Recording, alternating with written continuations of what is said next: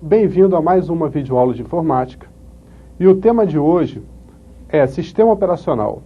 O que vem a ser um sistema operacional? Bem, lembrando, o sistema operacional é aquele software que faz o primeiro contato entre o usuário e a máquina, que temos em várias versões, como o Windows, Linux, o DOS e outros sistemas. Hoje estudaremos o sistema operacional Windows, mas na sua versão desktop. O que vem a ser a versão desktop? Ela se diferencia da versão servidor pelo controle e domínios de rede. Então estudaremos um Windows hoje que não tem prioridade em controle de rede, ele não tem o controle de domínios, mas simplesmente ele pode ser utilizado em rede e utilizado principalmente em casa. Muito bem, o tema do Windows será o sistema operacional XP.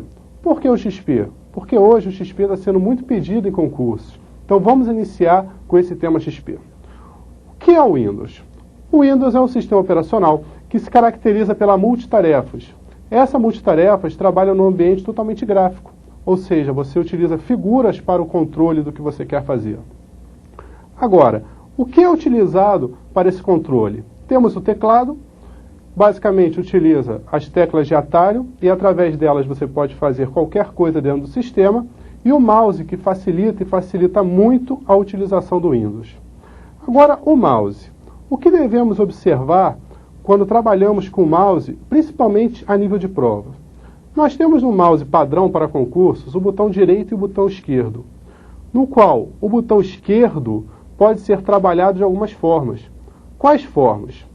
Muito bem, se eu estiver trabalhando num sistema padrão do Windows, ou seja, sem nenhuma simulação web, eu terei um clique para selecionar o item no modo padrão. Então, um clique com o botão da esquerda seleciona. O duplo clique, ou seja, um clique sequencial rápido, faz a execução do item. Então, enquanto o clique simples seleciona, o duplo clique executa. Muito cuidado com o termo dois cliques. Dois cliques, ele tem a função de renomear, veremos daqui a pouco. Então, dois cliques não necessariamente tem o quê? Tem uma sequência, eu posso dar um clique agora, aguardar e dar um segundo clique depois. Então, os termos clique simples, seleciona, duplo clique, executa, e dois cliques, renomeia. O que vem a ser renomear? Renomear é trocar o nome de um item. Agora, nesse modo padrão, podemos utilizar também o quê? O botão da direita. E quando você clica com o botão da direita, você tem acesso ao menu de propriedades, também conhecido como atalho ou contexto. Então, vou fazer um esquema rápido para que a gente possa se guiar. Então, o mouse. Na sua utilização padrão, eu tenho o botão esquerdo e o botão direito, no qual um clique seleciona, dois cliques renomeia, e o duplo clique executa. Já o clique com o botão da direita me leva ao menu de propriedades. Agora, existe outra forma de se trabalhar esse mouse? Sim, existe. Qual seria outra forma? Eu posso personalizar o meu sistema para trabalhar com cliques simples, também conhecido como simulação de web. Como seria isso? Se eu estiver trabalhando com o mouse simples, o web, eu terei o seguinte: o botão esquerdo e o botão direito, com algumas diferenças. Agora, um clique com o botão da esquerda, ele executa. Ora, se com um clique eu executo, como eu faço para selecionar apenas? Para selecionar, você basta parar sobre o item. Então, parar sobre o item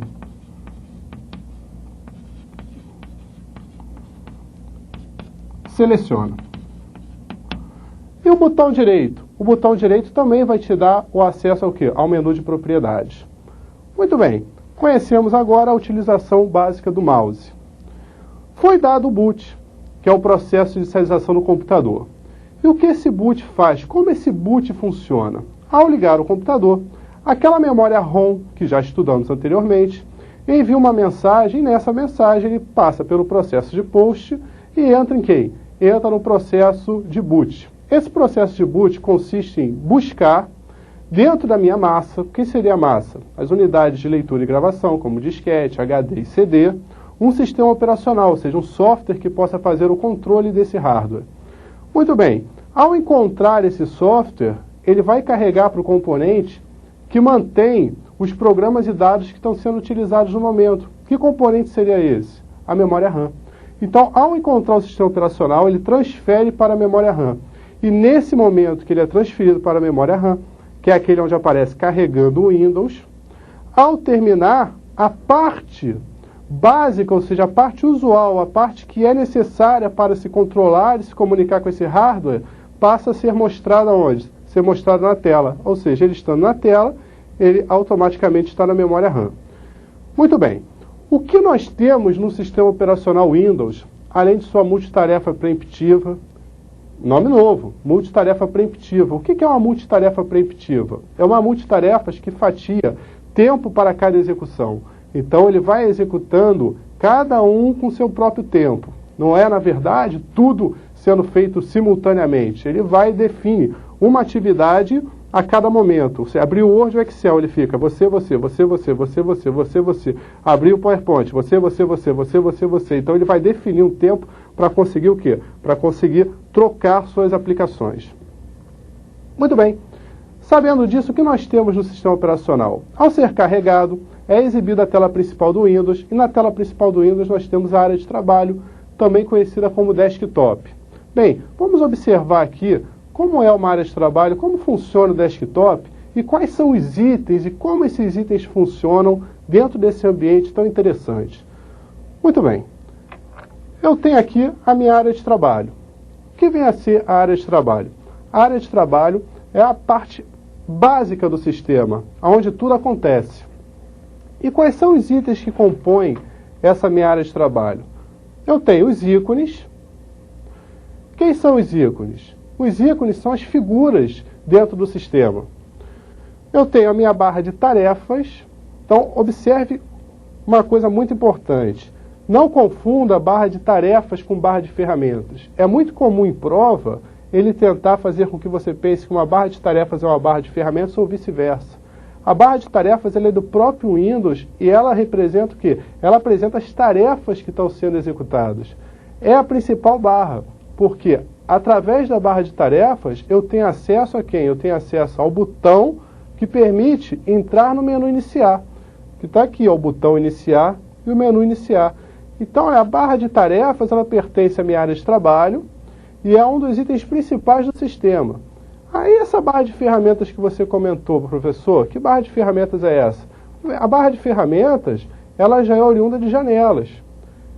Então uma barra que tem botões com atalho para execuções dentro dessa janela. Então a barra de tarefas é do próprio sistema e tem o menu iniciar como seu fundamento. Então o principal, qual o principal acesso que eu tenho ali? O menu iniciar.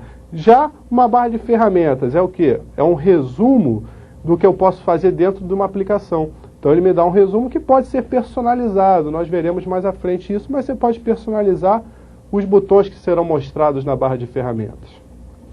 Então, voltando para a nossa área de trabalho, eu posso afirmar que nesse momento, esses itens que estão sendo representados aqui, olha só, as figuras, não a execução do programa, não o programa, mas sim essas figuras, a informação e a representação da figura como cor, como o link que ela está representando. O que é o link? A ligação da figura com o objeto, eles estão agora na memória. Então estão na memória RAM, por isso que estão na tela. Questões relacionadas à informática. Eu poderia fazer algumas perguntas. Por exemplo, é correto afirmar que esse sistema está com execução de multimídia ativo? Então você observa, será que esse sistema está com execução de multimídia ativa? O que vem a ser multimídia? Como estudamos, a multimídia é o som e imagem. Temos a imagem, mas será que o som está representado aqui? Opa, olha aqui, ó, controle de volume. Então é correto afirmar o quê? É correto afirmar que nessa execução do Windows eu tenho a multimídia ativo, tanto a parte de som quanto a parte de imagem.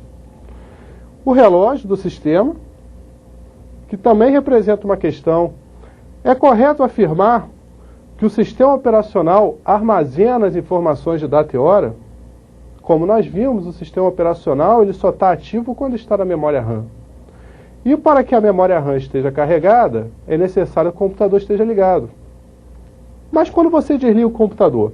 Quando você desliga o computador e liga novamente, a data e hora não estão corretas? Então ele não podia estar sendo armazenado no sistema, visto que o sistema só está ativo quando? Só está ativo quando a memória RAM está carregada. Então ele não é. Relembrando, aonde é armazenadas as informações, na verdade, onde são armazenadas as informações de data e hora? São armazenadas naquele circuito de CMOS, que é mantido por uma bateria. Então o sistema operacional ele vai a esse circuito, ele pega a informação, ele apresenta a informação na tela. O sistema permite que você vá à configuração de data e hora e altere, então você pode atualizar, pode mudar sua data e hora tranquilamente, porém armazenar ele não armazena. O armazenamento dela é feito por quem? É feito pelo circuito CMOS, que não se perde porque tem a bateria. Muito bem, vamos aos nossos ícones. Os ícones se dividem basicamente em três. Nós temos o ícone padrão. Quem são esses ícones padrões? São aqueles criados na instalação do próprio sistema, que, por sinal, tem uma informação muito importante. Que informação é essa? Não há como você excluir o ícone padrão. Você pode, sim, exibir ou não o ícone padrão na área de trabalho. Agora, excluir é impossível. Então, por exemplo, se eu clico aqui no ícone padrão e peço excluir, olha só, observe a lixeira. Vazia. Porque quando há item na lixeira, há uma representação de papel aqui. Agora vou ao ícone e peço para excluir esse ícone. Muito bem. Tem certeza que deseja excluir? Sim. Observe a lixeira. Não tem nada na lixeira. Porque, na verdade, ele não foi excluído. Ele deixou de ser exibido. Se você vier nas configurações de vídeo, como acessar as configurações de vídeo? É só pedir a propriedade da área de trabalho. Ué, mas propriedade da área de trabalho? Nós não vimos com o mouse como se acessa as propriedades? Como eu faço para acessar uma propriedade? A início, eu peço esse menu, o menu de atalho que vai me levar a ela, clicando com o botão da direita na área de trabalho. Então, olha lá, botão da direita na área de trabalho, propriedade. Então, quando eu venho nas propriedades da área de trabalho, ele me leva a uma opção que será estudada mais a fundo à frente, no qual eu posso configurar tudo que aparece e como trabalha o vídeo. Dentre essas configurações, eu tenho a da minha área de trabalho, está aqui. Então, olha só, área de trabalho. Então, se eu pedir personalizar a minha área de trabalho, olha lá, eu tenho os itens que estão sendo exibidos na área de trabalho. E se você observar, olha o que aconteceu com o meu computador, que foi aquele que nós tentamos excluir. Ele simplesmente foi desmarcado, olha, desmarcado da exibição. Então, na verdade, você não excluiu, você deixou de exibir. Você fez uma mudança na configuração. Se eu marcá-lo novamente e der OK, ó, ele volta para a minha área de trabalho. Então, na verdade, não há como excluir um ícone padrão. Pode exibir ou não esse item. Vamos agora conhecer um outro item da área de trabalho, que são os atalhos. Então, vamos ver o que é um atalho. O atalho é uma forma mais rápida de se chegar a algum arquivo. Então, como assim um atalho é uma forma mais fácil de chegar a algum arquivo ou alguma coisa gravada dentro do meu computador? Vamos criar um atalho aqui na nossa área de trabalho. Então, como criar novos itens na área de trabalho? Novamente, vamos às propriedades da área de trabalho. Muito bem. E nela nós podemos observar que não há nenhum atalho criado. Só existem quem? Os ícones padrões. Agora, como fazer um atalho? Vou ao menu de atalho, ou seja, botão da direita na área de trabalho, e seleciono a opção Novo. Quanta coisa aparece na opção Novo? Muito bem. Outra questão também de prova. É correto afirmar que existem pelo menos quantos itens básicos na opção Novo do atalho na área de trabalho? Então, se eu clicar com o botão da direita na área de trabalho e pedir a opção Novo, existem pelo menos quantas subopções? Pelo menos quantas subopções? Eu tenho pelo menos 2 subopções. Quais são essas 2 opções? Pasta e atalho. Por que pasta e atalho? Estamos conhecendo agora os itens do desktop, ou seja, da área de trabalho. Já conhecemos a barra de tarefas, já conhecemos os ícones padrões. O que nós temos a mais ali na área de trabalho? Temos as pastas, que vamos ver, são locais criados para armazenar e organizar itens, que podem ser outras pastas também, então eu posso ter pasta dentro de pasta, e temos os atalhos. Agora desses itens, olha, barra de tarefas, atalhos, pastas e ícone padrão, qual desses podem ser criados pelo usuário? O usuário pode fazer uma barra de tarefas ou a barra de tarefas ela já entra na instalação do próprio sistema? Bem, já entra na instalação do sistema, então saiu. O usuário pode fazer um ícone padrão? Não, o ícone padrão ele é criado na instalação do próprio sistema, então saiu também. O usuário pode fazer um atalho? Pode. Um atalho ele pode fazer uma forma mais rápida de chegar a algum lugar. Pode fazer um atalho. E ele pode fazer uma pasta para organizar seus itens? Pode. Ele pode fazer uma pasta. Então eu tenho pelo menos quantos subitens a serem criados no novo? Pelo menos 2. Mas professor, apareceram vários itens lá no novo. Muito bem, apareceram vários links para você criar atalhos para os programas que estão instalados em seu sistema. Então quanto mais programas você tiver instalado no sistema, você vai ter atalhos ali disponíveis para eles. Mas pelo menos 2 podem ser gerados pelo próprio sistema, ou seja, no básico, sem nada instalado, só o Windows, eu tenho ali pelo menos esses 2. Quais? Pasta e atalho. Então vamos voltar à tela e vamos observar como funciona isso. Então, veja só, clicando em novo, eu tenho pasta e atalho. Nesse primeiro momento, vamos selecionar o atalho.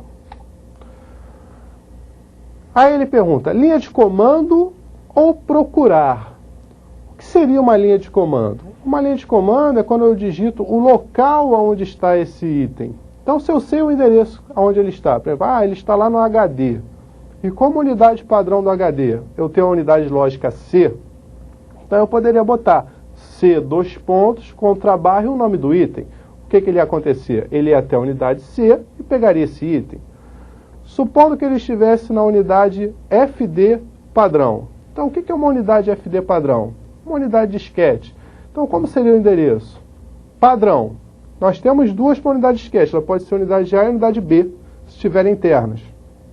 Padrão é A ou B? O padrão é A. Então, se eu preciso ir até um item que está na unidade A e buscar esse item, qual seria o endereço? A, contra a barra e o nome do item.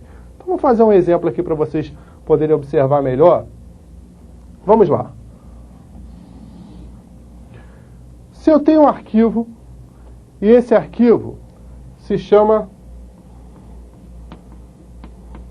teste.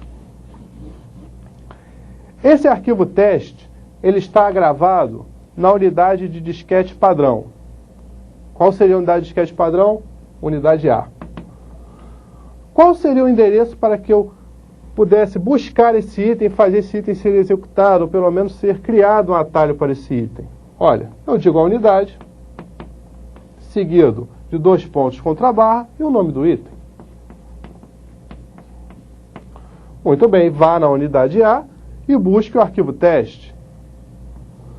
Se esse item estiver dentro do HD, vá no HD e busque o item teste.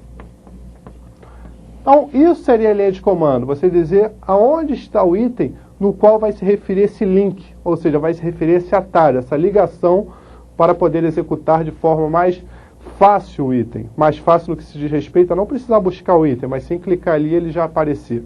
Então seria um atalho, uma forma mais rápida para chegar ao item. Vamos lá.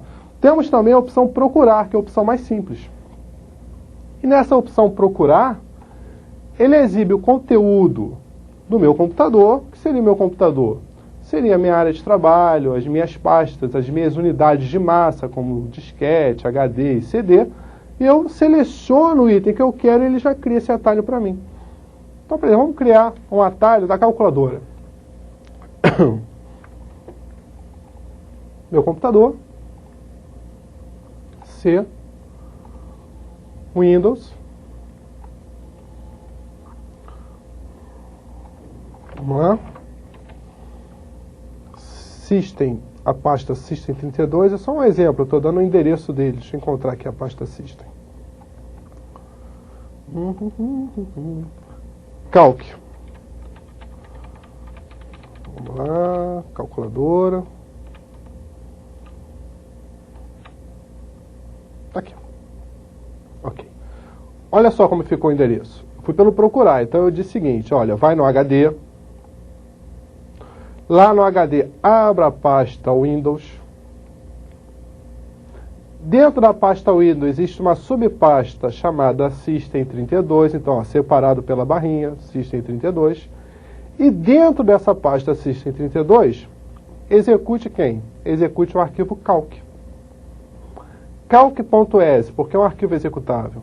Então, ó, vai no HD, abra a pasta Windows, a subpasta System32 e busque o arquivo calc.exe.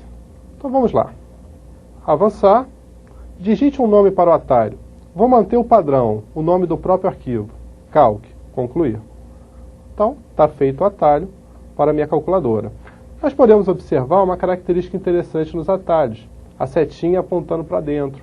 Então, olha, essa setinha apontando para dentro já é uma característica de atalho.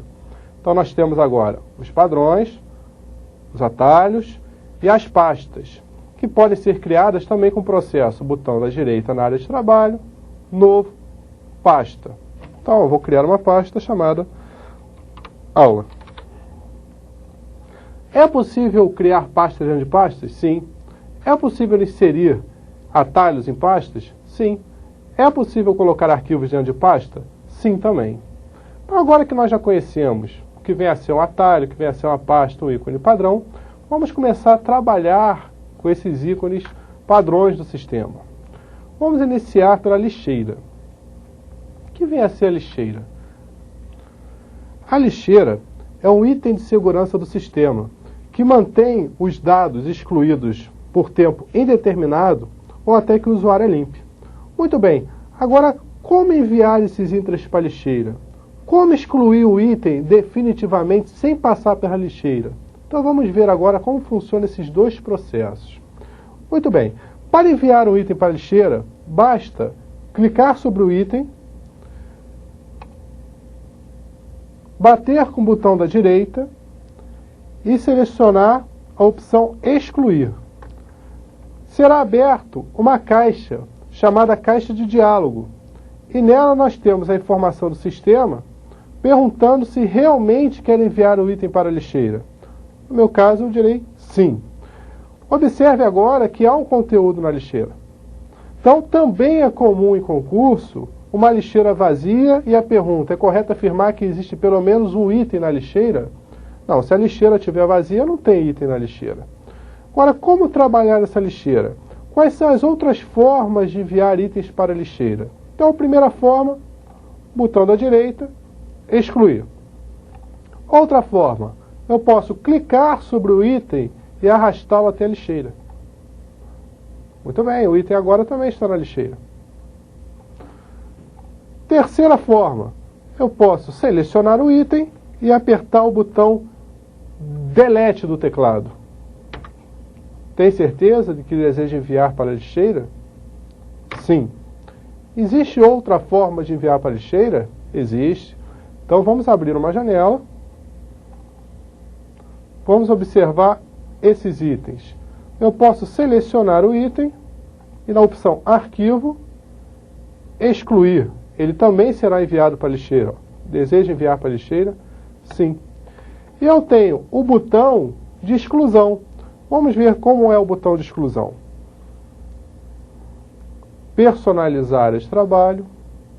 Área de trabalho não, barra de tarefas. Então, ó, barra de tarefas, personalizar. Então vamos pedir aqui o item excluir. Aqui. Ok, para cá. Fechar. Então agora eu tenho o botão excluir da minha barra de ferramentas. Olha ali. E muito cuidado para não confundir esse item com esse. Então nós temos o fechar lá, que é retinho, e temos o excluir, que tem uma de suas pernas maior. Olha lá. Então, clicando sobre o item pedindo excluir, também abre a caixa de diálogo perguntando se esse item será enviado para a lixeira. Nesse caso, não vou enviar esse item para a lixeira. Muito bem, então o botão da direita excluir, arrastar para a lixeira, selecionar e pressionar delete do teclado, clicar no X, que é o botão de exclusão da barra de ferramentas, ou então em arquivo, menu arquivo, excluir. Todos esses procedimentos me levarão aqui, me levarão a levar o item para a lixeira. Agora, esse item já foi perdido? Eu já perdi o item que está na lixeira? Não. Como recuperar o item da lixeira? Abra a lixeira, selecione o item a ser recuperado. Então, abrir a lixeira, selecionar o item, botão da direita, restaurar. No momento em que eu peço restaurar, esse item é recolocado na sua posição original. Então, eu vou restaurar todos esses itens que foram enviados para a lixeira. E se eu não quiser o botão da direita restaurar a outra forma? Sim. Arquivo, restaurar. Então eu posso clicar no item, menu, arquivo, restaurar. Então, foi restaurado também para a sua posição anterior. Existem formas de se excluir o item sem passar para a lixeira? Existe. Que forma seria essa? Utilizar o Shift junto ao procedimento de exclusão. Então, pressionar a tecla Shift do teclado e o Delete abrirá uma nova caixa de diálogo. Dessa vez, ele não está perguntando se deseja enviar o item para a lixeira, mas sim, tem certeza que deseja remover todo o item e seu conteúdo? Sim, tenho certeza. Então, dessa forma, o item foi excluído e a lixeira permanece vazia. Então, o procedimento de exclusão junto ao Shift faz uma exclusão definitiva, ou seja, uma exclusão que não passa pela lixeira. Agora, existem configurações a serem aplicadas na lixeira? Existem. Então vamos nas propriedades da lixeira. Então, acesso com o botão na direita, propriedade. Ao entrar na propriedade da lixeira, temos algumas opções. Essa opção e essa não fazem parte do padrão do sistema Windows, mas sim do antivírus que está agregado a ele, no qual estudaremos mais à frente. A opção do sistema Windows começa aqui. Então temos, não mover os arquivos para a lixeira, remover imediatamente. Esse item faz com que a lixeira seja desativada.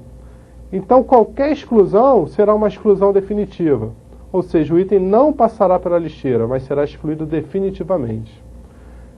É padrão do sistema colocar como tamanho da lixeira 10% da minha unidade de disco.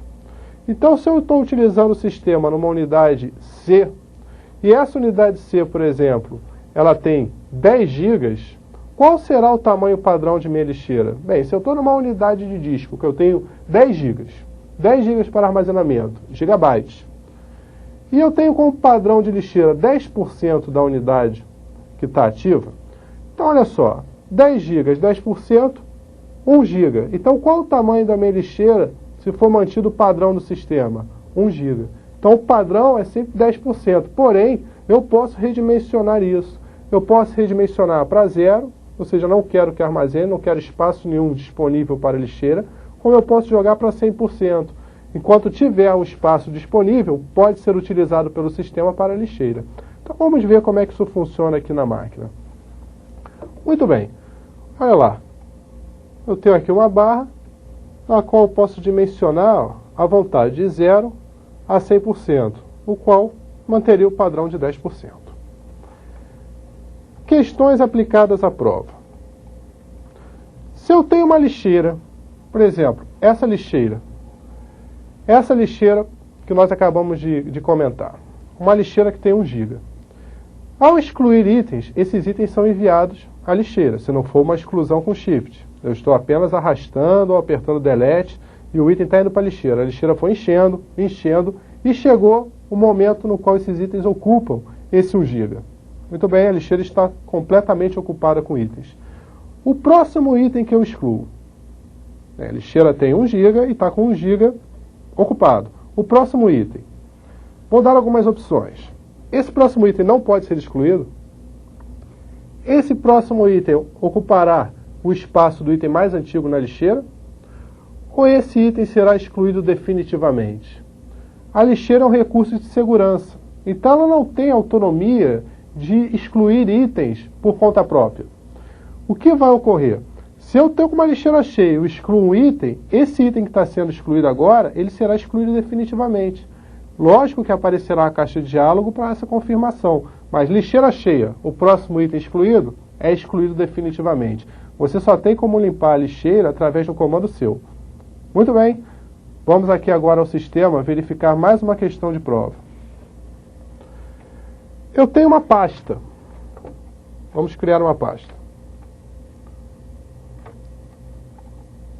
Essa pasta tem o nome de teste.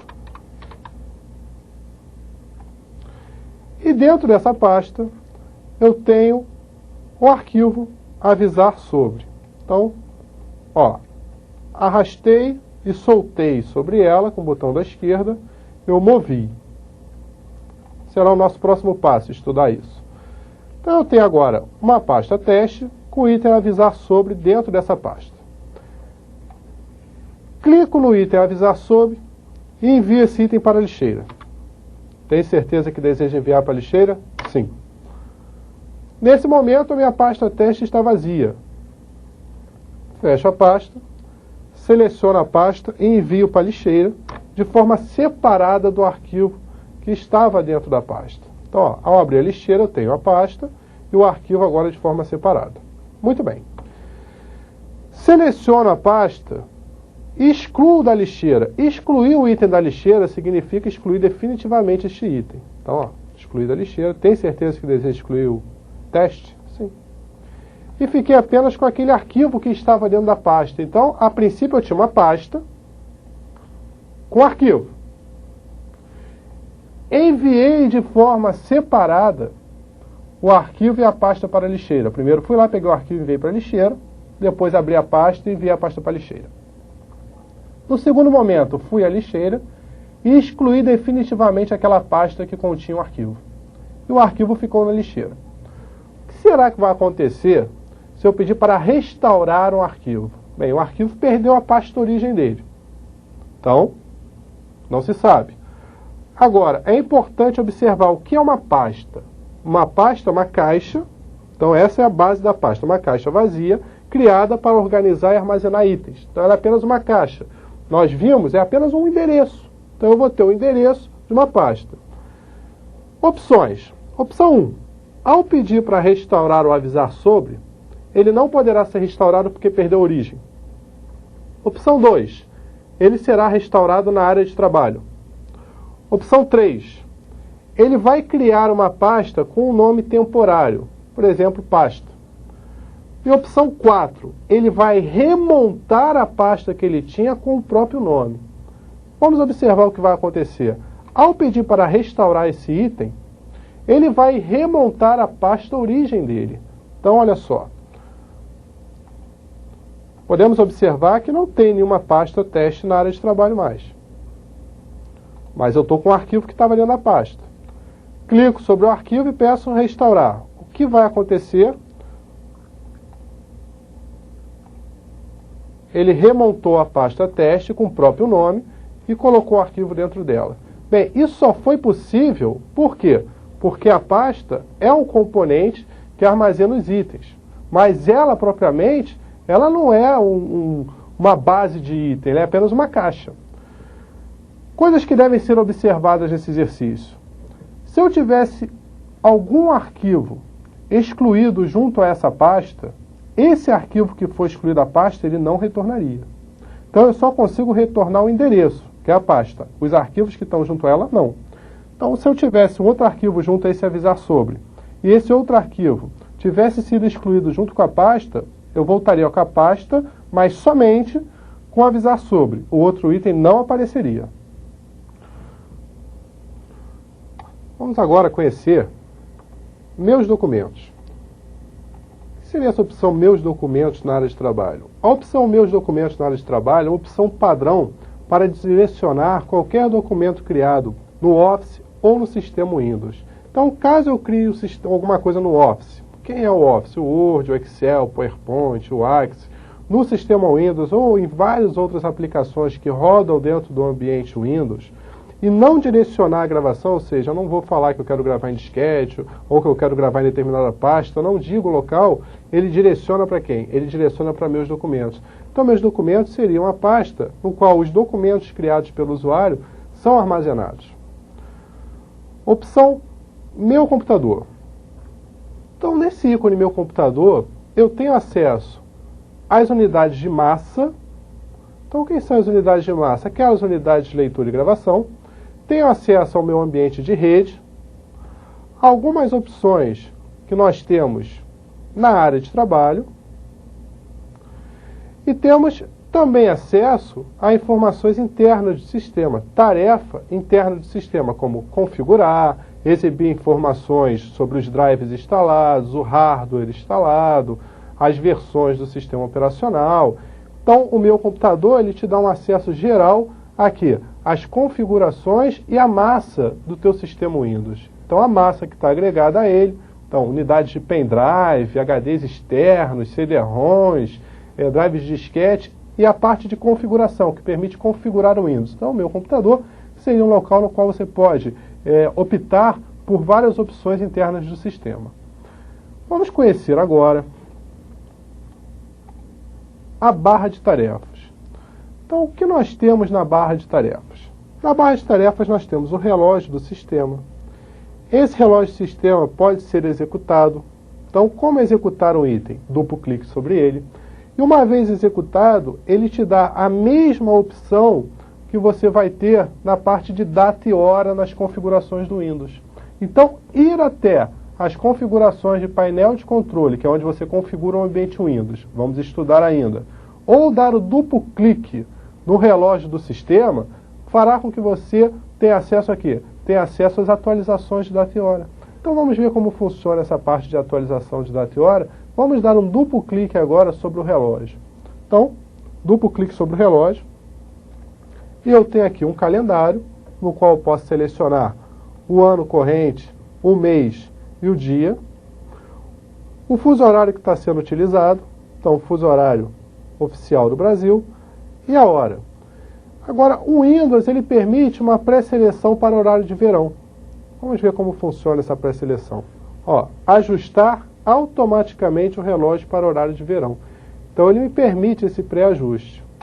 Então, vou desabilitar o pré-ajuste, vou aplicar. Você observa que a hora mudou, olha só. Vamos lá. Clicar novamente sobre ele. 14h47. 15. Vou desmarcar. Então ele trabalha com esse ajuste automático do horário de verão. Eu posso selecionar também Eu posso selecionar um domínio, um local onde ele vai buscar essas informações, ou seja, ele vai buscar esse controle de data e hora. Então aqui nós temos o próprio servidor de tempo da Microsoft, que é o Time Windows. Muito bem. Outras opções que nós temos na barra.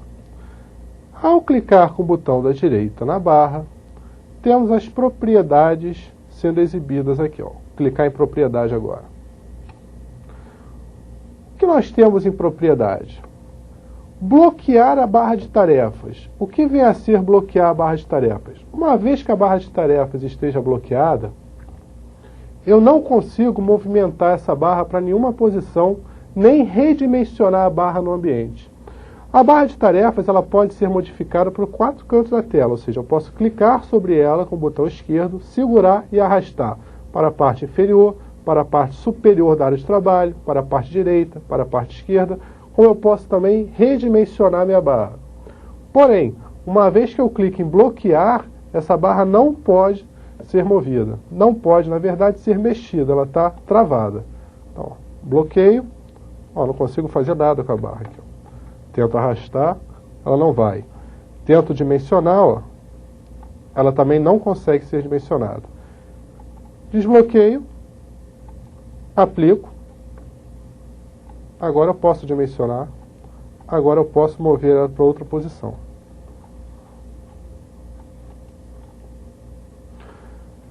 A segunda opção que nós temos é ocultar automaticamente a barra de tarefas, que é uma questão de prova.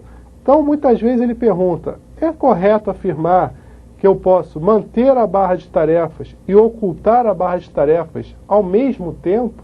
Sim, as opções são diferentes. Qual a diferença entre ocultar e manter a barra sobre as outras? Se eu oculto a barra de tarefas, essa barra de tarefas ela vai ficar escondida.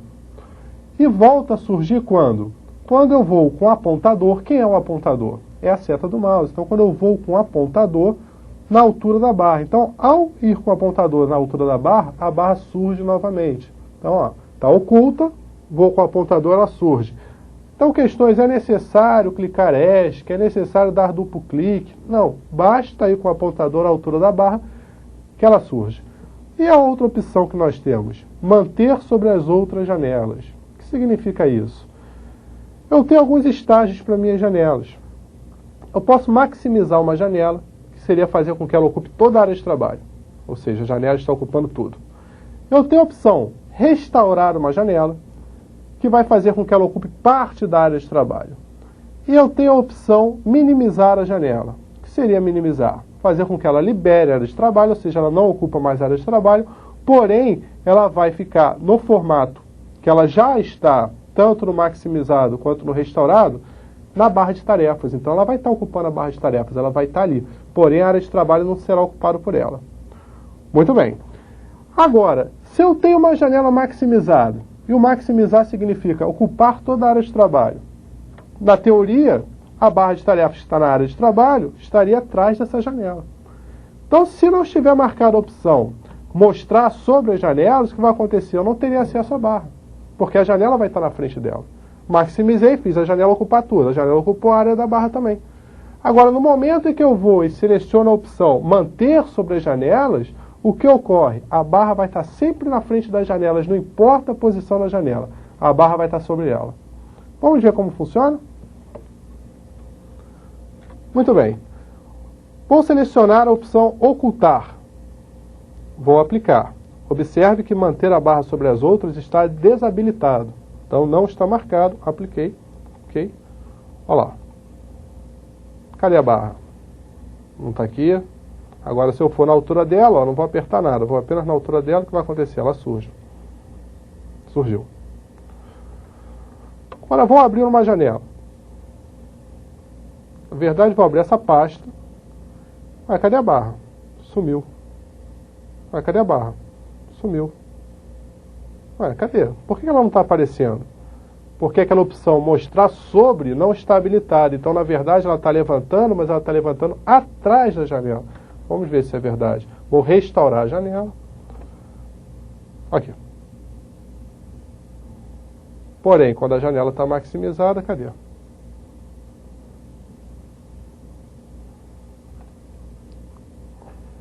Vamos configurar agora a barra para manter sobre as janelas. Aplico. Maximizo. Ó. Sobre as outras. Então, é possível utilizar o ocultar e o exibir a barra sobre as outras janelas ao mesmo tempo? Sim, a função é diferente. Ela vai ficar escondida, porém, quando você for à altura dela, ela surge na frente das janelas. Outra propriedade que também temos na barra é de agrupar botões semelhantes. O que vem a ser agrupar botões semelhantes? Observe no exemplo dado pelo próprio sistema. Eu tenho aqui duas janelas do Internet Explorer abertas. As janelas bem-vindo e mais uma ao canto. No momento em que eu peço para agrupar, o que vai ocorrer? Ele vai exibir um botão e esse botão vai dar acesso aqui, vai dar acesso às janelas abertas do Internet Explorer, ou seja, da mesma aplicação. Ele vai agrupar janelas de mesma aplicação num só botão. Vamos ver se é verdade? Ó.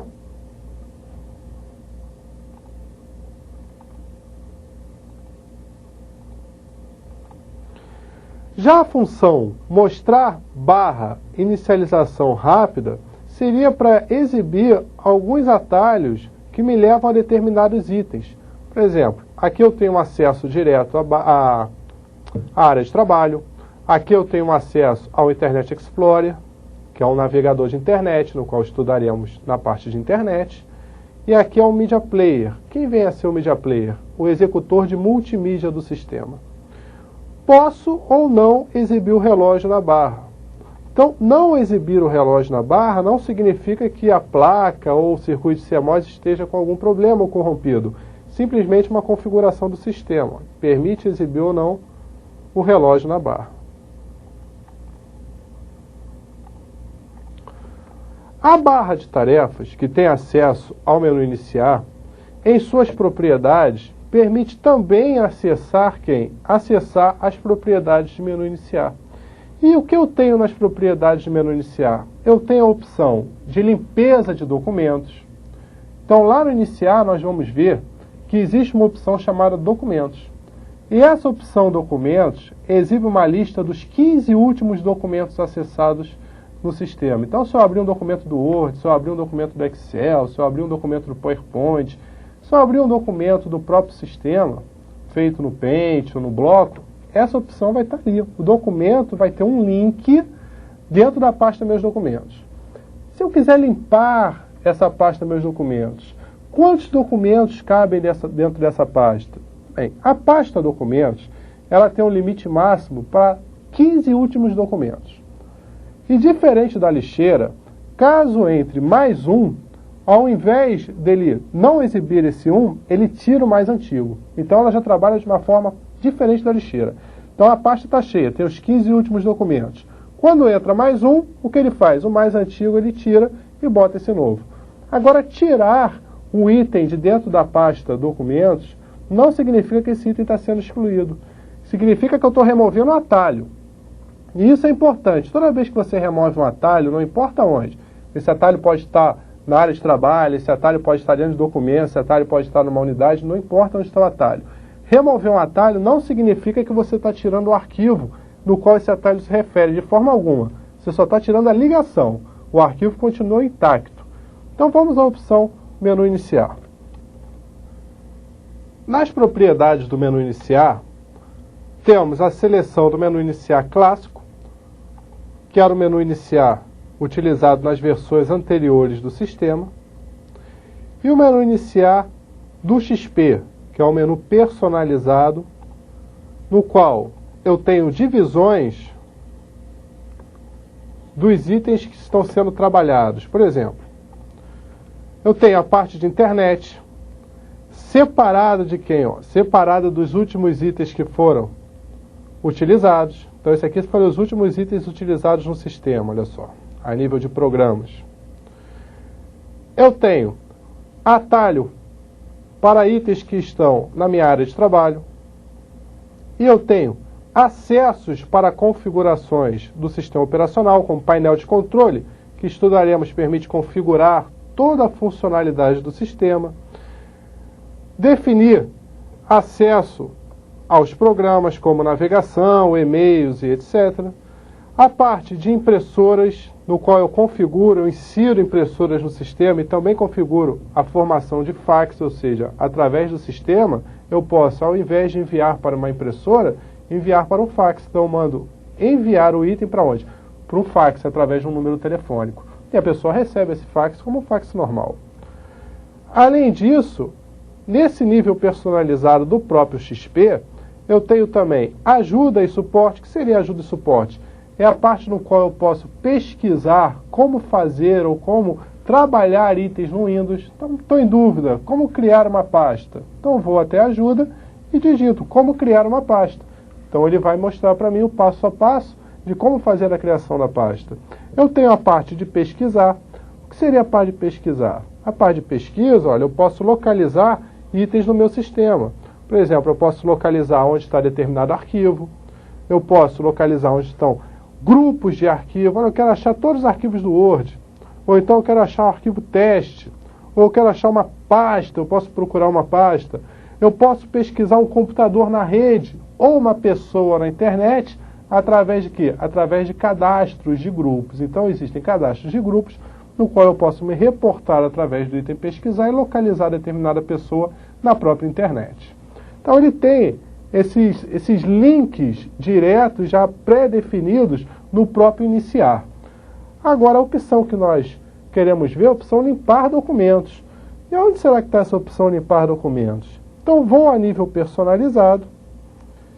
E lá no nível personalizado, o que eu tenho? Eu tenho o seguinte, olha. Documentos recentes. Selecione essa opção para fornecer o acesso rápido aos documentos. Muito bem. Vamos ver se eu tenho alguma coisa nos meus documentos. Então, venho aqui. Opção documentos recentes. A opção está vazia. Então, como inserir itens nessa opção? Basta abrir determinadas aplicações, como, por exemplo, um texto. Vamos aqui, vamos abrir um texto. Deixa eu visualizar isso.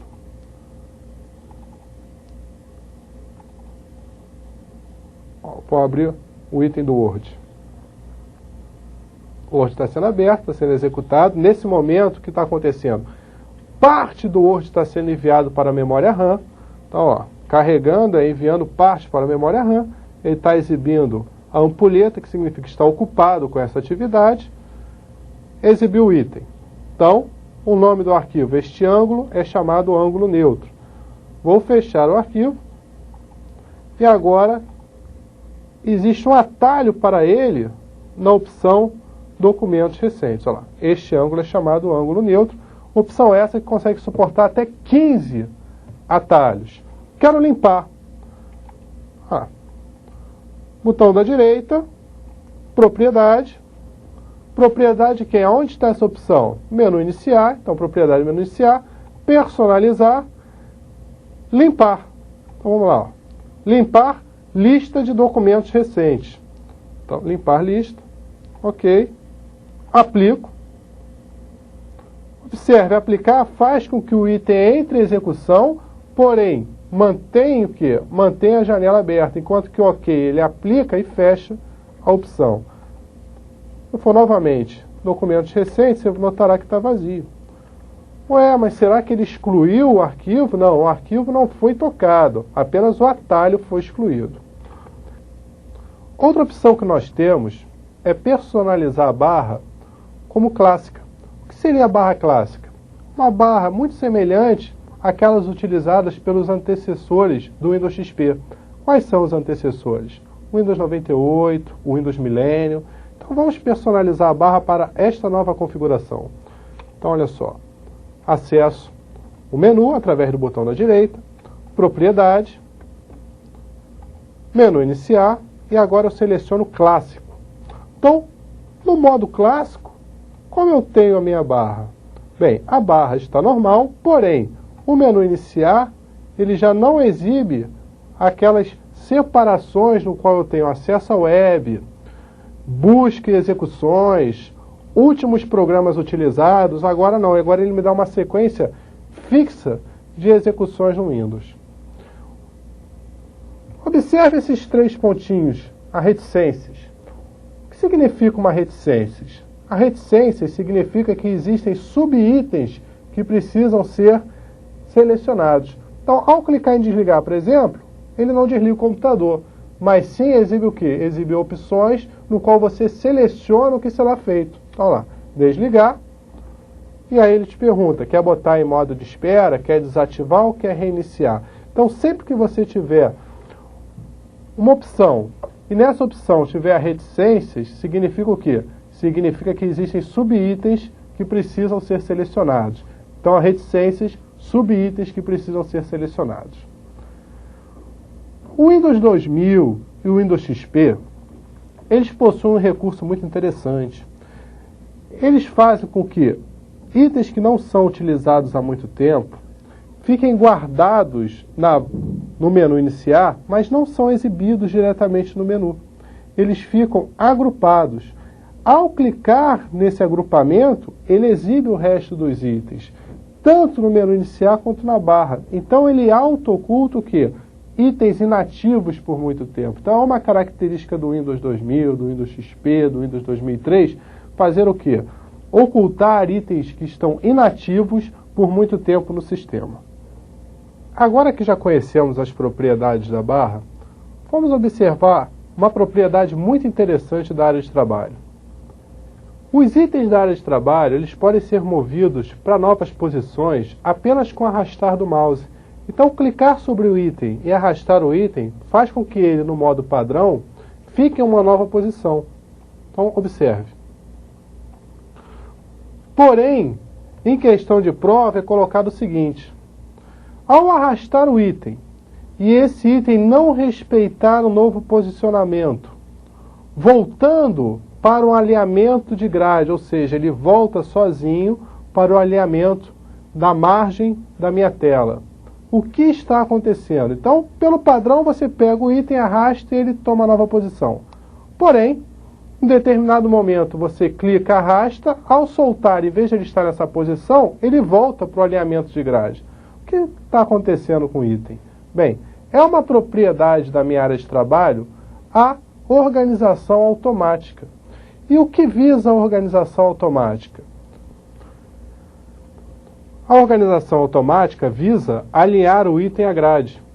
Então, vamos à configuração. Organizar ícones. Organizar automaticamente. Observe que os itens que não estão à grade, eles irão para ela. E o que vai ocorrer caso eu arraste o item para uma nova posição? Este, não vai para a nova posição, mas sim voltará aqui, voltará ao alinhamento. Voltou para a sua posição inicial? Também não. Peguei o favoritos, o favoritos está iniciando essa coluna, arrastei o favoritos. Ao soltar, o que aconteceu? Ele entrou na última posição.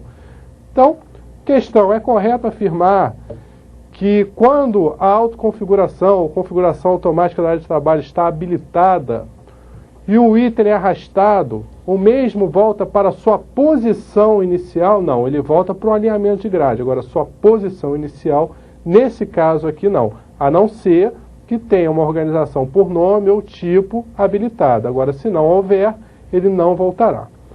Outra coisa importante que deve ser observado são teclas de atalhos relacionados à nossa barra de tarefas. Por exemplo, Alt-Tab, Alt-ESC. O que essas teclas permitem fazer? Vamos lá.